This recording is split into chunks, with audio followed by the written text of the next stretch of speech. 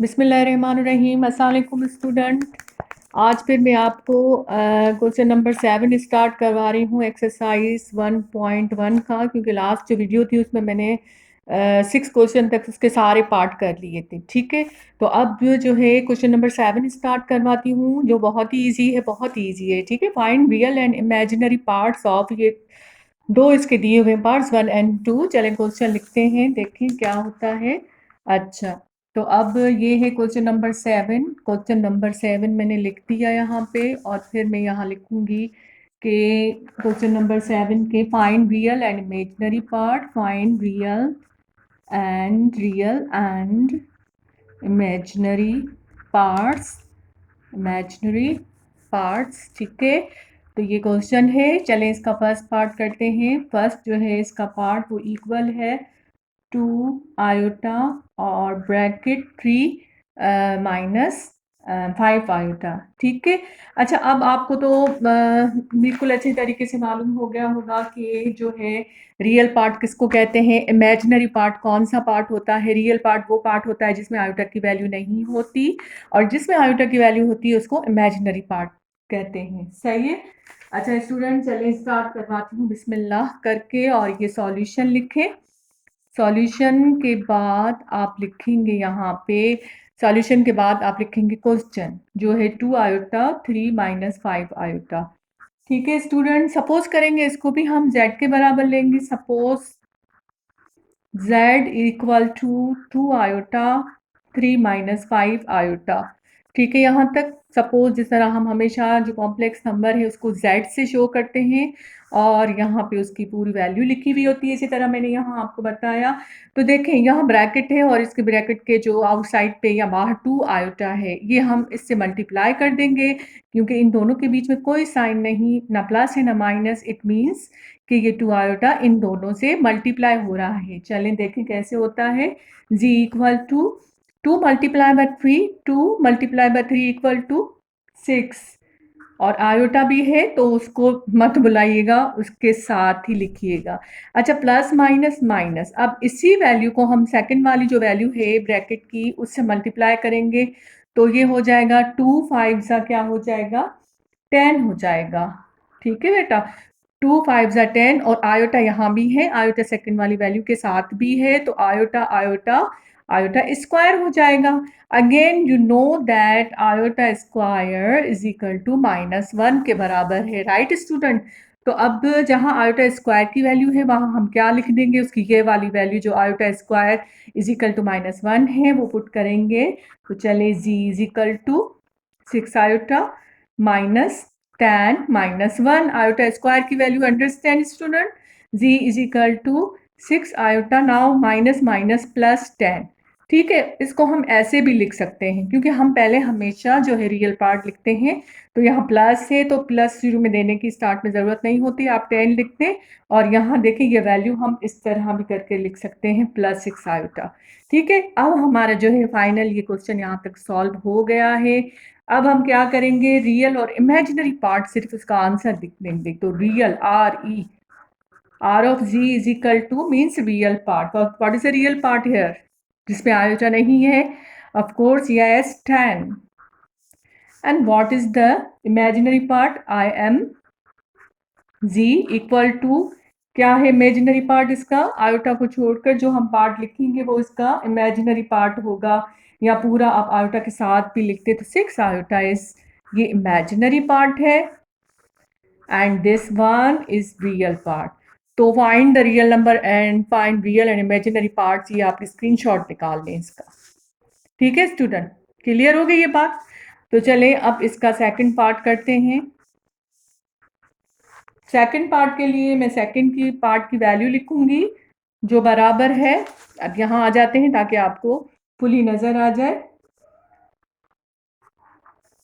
√5 plus iota and then upon again √5 या 5 root जो भी कह दें, जो आपको सही लगता है, जो आपको अच्छा लगता है, चले माइनस आयोटा, ये वैल्यू है। ठीक है, अब इसका हम क्या मालूम करेंगे, रियल एंड इमेजिनरी पार्ट्स। तो चलते हैं पहले सॉल्यूशन लिखते हैं।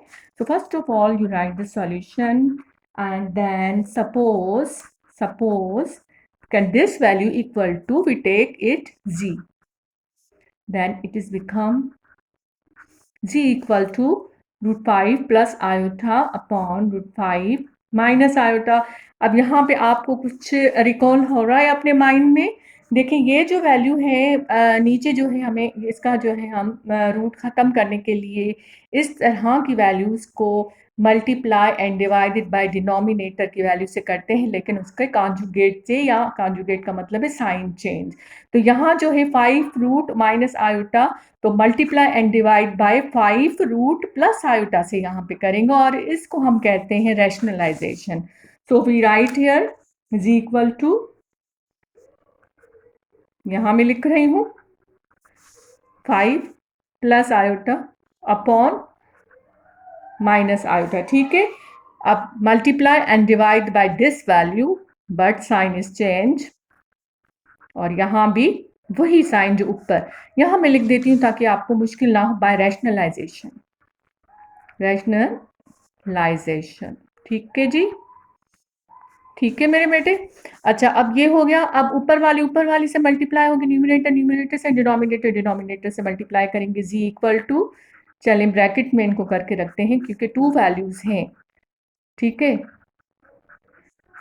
ऊपर वाली से मल्टीप्लाई होगी, इस तरह करके लिखा है, और जो न्यूमरेटर यानी नीचे वाली वैल्यू एक दूसरे से मल्टीप्लाई होंगी। चले -1 रूट 5 प्लस मन नहीं आयोटा है, सॉरी ये आयोटा, ठीक है बेटा। अच्छा अब ऊपर वाली देखें, इनको आपस में मल्टीप्लाई करेंगे और नीचे फिर आप जो है ये वाला फॉर्मूला हमें पता है कि a square minus b square is equal to a minus b और a प्लस बी के बराबर होता है। ये वाला फॉर्मूला हम यहाँ यूज़ करेंगे जो डिनोमिनेटर है। चले बिस्मिल्लाह करके हम करते हैं z इज इक्वल टू, अच्छा ये जो इसको इसके साथ मल्टीप्लाई करेंगे, इन दोनों के साथ 5 रूट के साथ मल्टीप्लाई किया तो 2 5 आगे रूट के अंदर, यानी वो सिर्फ 5 यहाँ आकर हमारे पास हो जाएंगी। फिर इसको 5 रूट को आयोटा के साथ, तो 5 आयोटा, √5 आयोटा, इसकी इन दोनों से मल्टीप्लिकेशन होगी, फिर आयोटा की इन दोनों से मल्टीप्लिकेशन होगी, तो देखें क्या होता है इसका प्लस। अब आयोटा की √5 से तो 5 रूट और आयोटा, प्लस आयोटा के साथ मल्टीप्लाई करेंगे तो हो जाएगा आयोटा स्क्वायर। और यहाँ हम जो नीचे वाला फॉर्मूला यूज़ करेंगे, फर्स्ट को फर्स्ट से मल्टीप्लाई करके इस तरह होल स्क्वायर करके रखेंगे, फिर होगा ये जो फॉर्मूले वाला है ना माइनस साइन, ये बीच में रखकर, और दूसरी वैल्यू क्या है आयोटा, ठीक है स्टूडेंट, यहाँ तक हो आप समझ गए होंगे। अच्छा अब देखें हम 5 और ये √5 और √5 ये +2 √5 और आयोटा हो जाएंगे, और आयोटा स्क्वायर की यहाँ वैल्यू डालेंगे -1 हो जाएगा। अच्छा 5 का स्क्वायर क्या होगा, ब्रैकेट में है होल स्क्वायर है और √5 है, √5 और √5 किसके बराबर हो जाएंगे, चलिए यहाँ मैं आपको थोड़ा सा समझा देती हूँ। √5 इंटू √5 इक्वल टू 5 के बराबर होता है, ठीक है। आई होप कि आपको पता होगा, मैंने ऐसे ही समझाया, कुछ स्टूडेंट को अगर कोई इस तरह होती है प्रॉब्लम तो उनको समझ आ गया होगा, ठीक है। आयोटा स्क्वायर की यहाँ वैल्यू डाली -1, और ये √5 का जो है स्क्वायर मैंने लिया जो 5 के बराबर हो गया, माइनस आयोटा, ठीक है। ये है आयोटा स्क्वायर की वैल्यू है -1, माइनस माइनस +1 हो गया। चलें इसका बाकी पार्ट में यहाँ नीचे कर देती हूँ। अच्छा अब देखें z यानी z is equal to 5 plus का है और -1 जो है किसका है, माइनस का, तो प्लस माइनस माइनस होगा, 5 में से -1 करेंगे 4 आंसर हो जाएगा। और ये वैल्यू अभी बाकी है, यहाँ लिखेंगे आयोटा, इस तरह ये वैल्यू आ जाएगी, ठीक है बेटा। अच्छा यहाँ जो है 1 आ गया था तो यहाँ आ जाएगा 6। अब जो है रियल और इमेजिनरी पार्ट जो है हम अलग कर देंगे, इनको यानी तोड़ के रखेंगे, ब्रेक करके रखेंगे इस फ्रैक्शन को, 4/6, और प्लस साइन है तो प्लस साइन, तो 2/6 √5 आयोटा। अच्छा ये देखें 2 के टेबल से दोनों कैंसिल हो रहे हैं, 4 2 टाइम्स और 6 हो रहा है 3 टाइम्स, और ये भी 2 के टेबल से जा रहे हैं 3 टाइम्स, तो z is equal to 2/3 plus √5 upon, और ये 3 भी है 3, और ये आयोटा। अच्छा, अब हम लास्ट में क्या करेंगे, रियल पार्ट कहीं दिखाएंगे कि इसका z का कौन सा है, रियल पार्ट कौन सा है इसका, ये वाला जो आयोटा के बगैर है 2/3, और इमेजिनरी पार्ट कौन सा है 5/3 √5/3, और ये हो गया iota. So this is the answer of this question. देखें ये कितना इजी है, स्क्रीनशॉट आप इसका निकाल लें। तो मैं आपको अब क्वेश्चन नंबर 8 लिखवा रही हूँ। चलें, एक करवा रही हूँ, क्वेश्चन नंबर 8 करवा रही हूँ। तो अब क्वेश्चन नंबर 8, चलें पहले इसकी जो है स्टेटमेंट लिख देते हैं कि इसकी डिमांड क्या है क्वेश्चन की। Question number 8 is, what is the question number 8। चलें बुक लेते हैं और देखते हैं कि बुक में आखिर क्वेश्चन नंबर 8 की क्या डिमांड है। This is the question number 8, exercise 1.1। If z is equal to x plus iota, क्या हो गया, z is equal to x plus iota y के बराबर है, वेयर रियल नंबर ऑफ, यानी z 0 के बराबर है और मॉडुलस 2 के बराबर है, देन फाइंड z। अच्छा, यहाँ कहा गया है कि ये जो है z is equal to x plus iota y के बराबर है, रियल पार्ट की वैल्यू हमें दी गई है, इमेजिनरी पार्ट की हमें वैल्यू नहीं दी गई है। चलिए आए देखते हैं कि ये किस तरह करते हैं हम। पहले तो मैं इसकी लिख रही हूँ स्टेटमेंट, ताकि हम आगे करें तो हमारे पास यही मौजूद हो, ठीक है।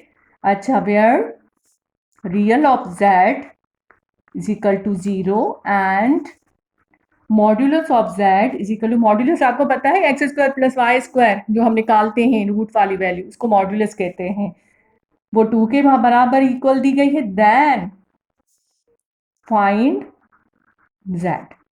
ठीक है, फाइंड z, ये हमें कहा गया है। चले इसको अब मैं आपको सॉल्व करवाती हूँ बिस्मिल्लाह करके। तो बिल्कुल परेशान होने की ज़रूरत नहीं है, इस तरह के क्वेश्चन आते हैं।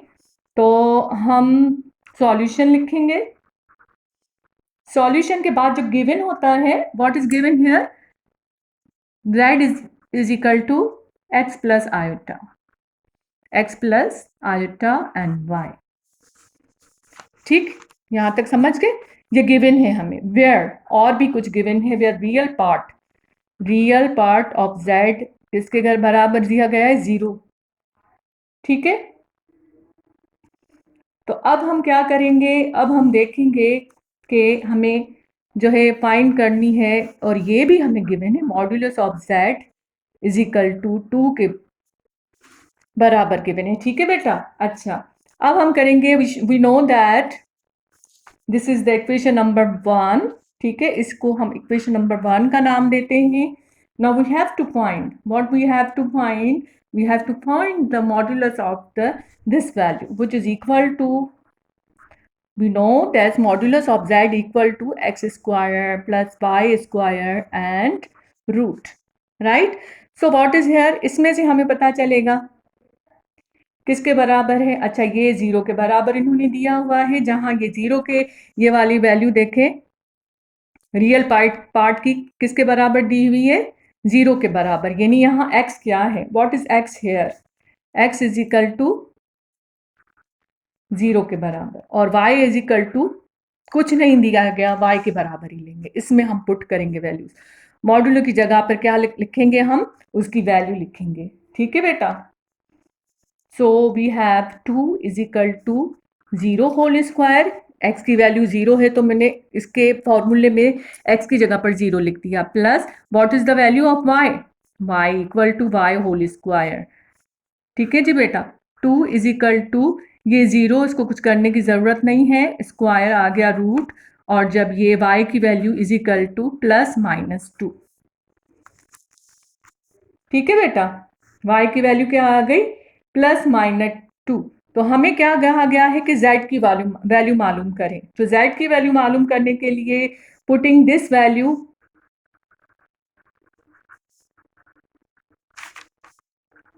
Value in equation number 1।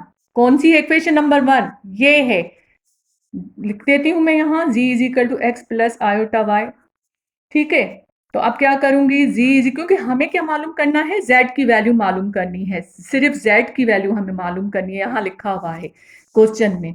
z की वैल्यू हमें मालूम करनी है, तो यहाँ क्वेश्चन मार्क में दे देती हूँ, ये वैल्यू हमें मालूम करनी है। तो हम क्या करेंगे, इस इक्वेशन में x की और y की वैल्यू पुट करेंगे, तो इस तरह हमें वैल्यू मिल जाएगी, इज इक्वल टू x की वैल्यू है 0 प्लस आयोटा, आयोटा अपनी जगह पर रहेगा, और y की वैल्यू क्या है, +-2। तो z की वैल्यू हमें क्या मिल गई, +-2 iota.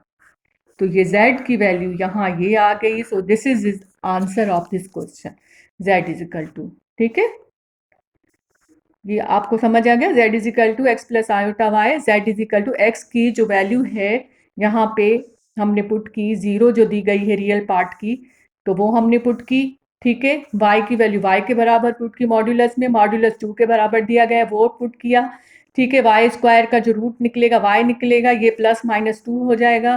Putting this value in equation number 1, ये इस इक्वेशन में डालेंगे, तो z is equal to x plus iota y, हमने ये इक्वेशन लिख दी पहले। z is equal to x की जगह पर 0 प्लस आयोटा सेम, y की जगह पर +-2 मैंने लिख दिया, और ये z इज इक्वल टू, ये 0 की तो कोई वैल्यू नहीं होती, क्या आ गई वैल्यू, x प्लस x, z is equal to +-2 iota.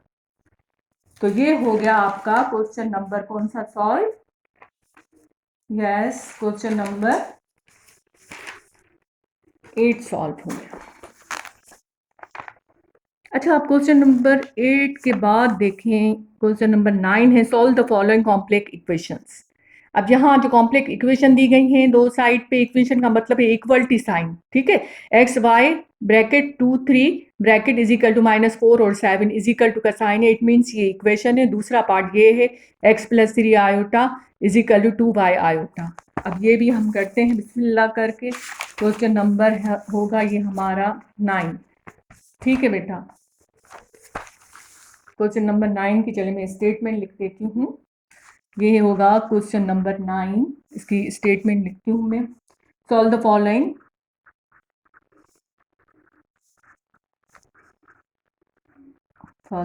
complex equations. So first of